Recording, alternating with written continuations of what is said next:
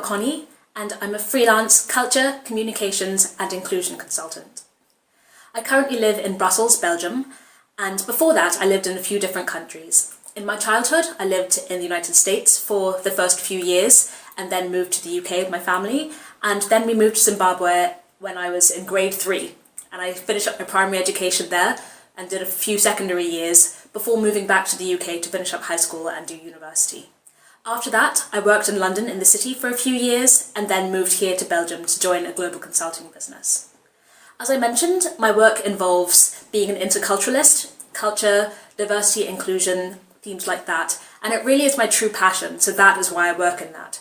But it took me a while to discover exactly what my passion was and really how to find a way to work and create a role for myself that addressed those passions. My educational background is very varied. I did my first degree, my bachelor's in London, in religion, philosophy and ethics. And I was very interested in that at the time because philosophy has the tag of teaching you how to think, exploring different opportunities, and I thought, that sounds very interesting. I've always been very curious about people, different ways of looking at things. And so I did that degree, and my original plan was first I would study philosophy and then become a lawyer. But I am extremely, extremely grateful that during the summers of my first degree, I did a number of apprenticeships in law firms in London, and each one really cemented the idea for me that I would not be happy as a lawyer. So I'm very grateful that I did that and that I made that choice rather than converting my degree into a law degree, as you can do in the UK, and pursuing those studies further, that I would just change direction and move on. It was a difficult time for me though, because I'd been wanting to be a lawyer since I was very small. It was my first childhood ambition and it was the goal that I had in my mind. So coming out at age about 20, 21, about to finish up my degree, realising that I did not want to do this, I felt pretty lost, didn't know exactly what I wanted to do, which direction to go in after that. So I started doing research, actually went to my local library, found a book on careers, and just decided to sit down and read through it, page by page, to see if something called out to me. When I got to the P's and saw psychoanalysis, started reading about Freudian psychology, the analysis of dreams, again, a different way of understanding people and thinking about psychology, then I thought, this sounds very interesting, did more research on that topic, read some of Freud's literature, and decided that I wanted to explore this as a career path. So I did my master's after my first degree in theoretical psychoanalysis. At the time, many people did advise me to maybe delay it for a while, saying that many psychoanalysts go into it as a second degree, so you're 22, what are you doing here, in a sense? You might want some more life experience. But I was very happy to study it and think, okay, perhaps I will do this as a second career later on. But then of course that left me with another dilemma. Law was not for me. Psychoanalysis I loved, but it was probably not the right time. So what do I do next? And the solution after that was just applying for jobs, seeing where life might take me, trying to get some sort of inspiration. And this has been a theme that I've had a number of times throughout my career so far. Having a plan, seeing that plans don't always work out, and then just keeping my eyes and ears open to wait for inspiration, to find something that interests me, something that I feel I can do and could learn and develop and grow in, and then pursuing that and seeing where it leads. So my first job out of university, I started working for a charity, and I was introduced to this technology called Salesforce, which some of you might be familiar with, and I hated it. Absolutely hated Salesforce, but I was forced to use it day in, day out, and eventually something miraculous happened. I went from hating Salesforce to loving Salesforce and really liking the logic and the technology and how everything fit together. And this was very, very new to me and a complete departure from where I thought I would head in my career. Because, as I mentioned with my background, you can imagine the subject I studied at school. I did maths, but not many other sciences past GCSE. And so working in technology was not something that I ever saw myself doing. But I eventually left the charity after a year and began specialising as a technology consultant, working with Salesforce, building solutions, taking project requirements, running projects myself, doing change management, really building out those skills to be a business professional in technology. and also thinking about the logic behind the software, the development skills, everything like that. And I was really surprising myself by how much I enjoyed this, but I just wanted to see where it would go. And that was what led me here to Belgium. After a few years doing that in London, I found the opportunity for a global consulting company here in Belgium and decided to move. And that was a big decision, a very big decision, because my life until that point had largely been in London. I had friends there, I had many things to cling on to there, emotionally and also in terms of career progression. It seemed like there'll be lots of good opportunities. But I thought that I would try it. In perhaps a naive way, I was thinking, what's the worst that can happen? I move to Belgium, if I don't like it, I can move back to the UK or go somewhere else. I also felt that you don't always get opportunities like this, and you have to seize them. Or else, something I'm personally afraid of is waking up one day and suddenly thinking, I should have taken that chance when I had it. At least if I try it, I can decide if it's right for me. But I prefer like to go and actually try it out rather than dismissing it, then realise later on that I should have seized that opportunity. So I thought, okay, let's pack my bags, move to Belgium, and started working as a Salesforce consultant, continuing that career track. But the love for people and the curiosity that I have was always coming through. So after a while, I moved from being hands-on with technology to going more into project management.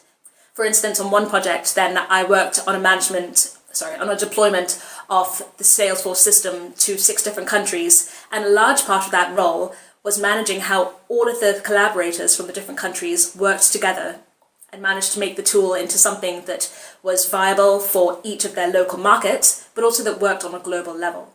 And I worked on a number of different projects like that all over EMEA, the Europe, Middle East and African region, advising clients, trying out different systems, working with people, and collaborating cross-culturally.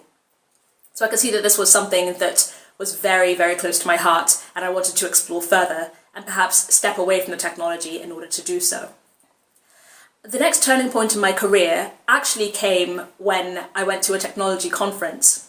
The role I was doing at that time meant that I needed to go along and help with some of the logistical things going on there at the conference, and then there were big dinners thrown for all of the attendees every evening after the daily events.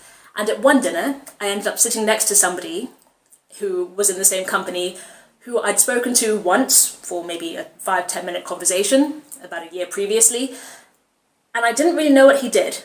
So I was just making conversation over dinner and was saying, okay, tell me what you do. Let's learn more about this role, because I know your job title, but I don't know what it means. So he started talking to me about that, and it's like a light bulb went off inside my head. I had been thinking already about how to move my career out of the technology, more into working directly with people, and exploring that love of culture that I have. And I've also had a big interest in communication. And so, talking to him about the way that he was working on deals across Europe, and sometimes more globally, working with different stakeholders, using communication to persuade people across cultures to buy our consulting services, I just spontaneously asked him, do you happen to have any roles for somebody with my profile? And spoke to him about my background, my experience, sent him my CV the next day, and a few weeks later got an interview and was hired to work within his team. So as you can probably tell, my career path so far has not been totally linear. I didn't, for instance, become a lawyer and then work my way up through the ranks of the law firm, become a partner, etc. That hasn't been for me, and it isn't for everybody. And I believe more and more these days, when I look at my peers and people entering the workforce, that isn't the structure of careers anymore. In our parents' days, then jobs for life were something that you could aspire to. Staying in the same company, moving through the roles, doing different things was also very aspirational. Of course, that can still happen today, but not very often from what I'm seeing. And definitely among my peer group and looking at my own experiences, people move fairly frequently from company to company, position to position. And also, as new types of roles open up, they can move from more traditional roles to doing something more innovative, different, more new. For instance, I'm working now in the diversity and inclusion field, which is something that has grown up in the past few years. When I was leafing through that book, looking at different career paths, I likely would not have found diversity and inclusion officer or anything to do with that in that book, because it wasn't something that we were really talking about there, or that there was a lot of consciousness about. And that's been one of the key things I've learned throughout my career, really just to keep my eyes and ears open, as I mentioned earlier, and the fact that a number of the jobs I've done and different roles that I've been in, I didn't really know existed. Back when I was at school, thinking about careers, or at university, and even when I entered the workforce. For instance, the role working in pursuits, I didn't know that there were teams of people in large companies like mine dedicated to winning new business and running global pursuits. So that was really interesting to learn about, and then I found it was something that I had an affinity for and I could move into in my career. I started my business very recently, yes, in the midst of a global pandemic, and it might seem like a very big, uncalculated risk, a plunge out there. Why on earth do it at this time? My answer is that there's never really a good time, quite frankly, for starting a business or for many other things in life. Yes, there are times that are better than others, but I don't think that the stars will ever align and suddenly this will be my moment, this will be the right time. It was really about wanting to get out there and also doing some research. When I say that sometimes are better than others, for me, doing the kind of business that I'm doing right now, this is a very good time, because the fields that I'm working in, looking at culture, diversity and inclusion, those are really booming. And so it was important to me to get into that when there's still a lot of growth in the industry, rather than perhaps even a year from now, when the industry feels a lot more saturated and I have to do very different things, fighting against a lot more competitors to get my foot through the door with companies. I've had a number of key learnings during my professional journey so far, but I'll just focus on 3 for the moment. The first is the power of building a network and talking to people. It can sound very daunting at first, and it can be, definitely, but really just going out, talking to people and asking them for advice can really yield great results. For instance, going to a networking event and asking people to tell you about their professional journey, approaching somebody on LinkedIn who has the job title that you aspire to, and asking them for advice on how you can enter into the field. Perhaps which books you might need to read, any interesting training courses that they know of, any people that you can talk to, perhaps even asking them to mentor you. Those can be great ways to get to know people and expand your knowledge about how to move yourself in the direction that you want to go in. The second thing that has been very important to me is a decision that I made a few years back. Basically, I grew tired of being passed over for opportunities despite knowing that I legitimately could do them. And so I made a promise to myself that this wouldn't happen again. Yes, I would not always get everything that I wanted, that's guaranteed, but I would no longer not get an opportunity because I didn't put my hand up and say, hey, I'm interested, here's my experience, can we talk? And this change has been fundamental in my career, and I found that it's given me a lot more satisfaction and enabled me to be a lot more proactive in directing how I move in my career, how I learn, how I develop. Because I think often there's a feeling that perhaps when we're junior in an organisation, we should be more humble. We should wait for people to call upon us instead of putting ourselves forward. And yes, of course you need to be aware of the hierarchies in the organisation and, act appropriately in the situation. But at the same time, people can't read your mind. They don't know if you have a great idea. They don't know if you have the skills that are required for this project and thus might be the great candidate for it. Unless you actually go up and say something and try to move things, then, in my experience, it can lead to a lot of dissatisfaction and missing out on things that you might just have been great for and that could really have helped you move in the direction you wanted to go in. The third thing is how to play to your strengths. So here I'm talking about all of the skills that you build and develop during your education, your professional career, all the things that you know you can do well and thus can use to promote yourself and do good work.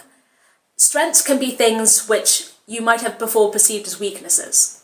For instance, one of the things that I use as my strength now and as my niche is the fact that I'm different. For a long time, I felt that this was a weakness, and it's something that was difficult. I'll be honest, growing up, moving around to different places, I always felt kind of out of place, different to people around me. And now I live here in Belgium. I'm not originally Belgian. I don't speak all the national languages. I'm different, frankly. Instead of seeing this now as a weakness, I use it as a strength. I can help you transform your operations because I bring a unique gaze that other people won't be able to see a lot of the time because they are within the community. I can bring the outsider perspective as well as insider knowledge to help you change. Things like that. Really changing the way that you see yourself and helping other people perceive you in a different way, using all of your attributes, or as many as possible, as strengths to help you on your professional journey, I think is very important.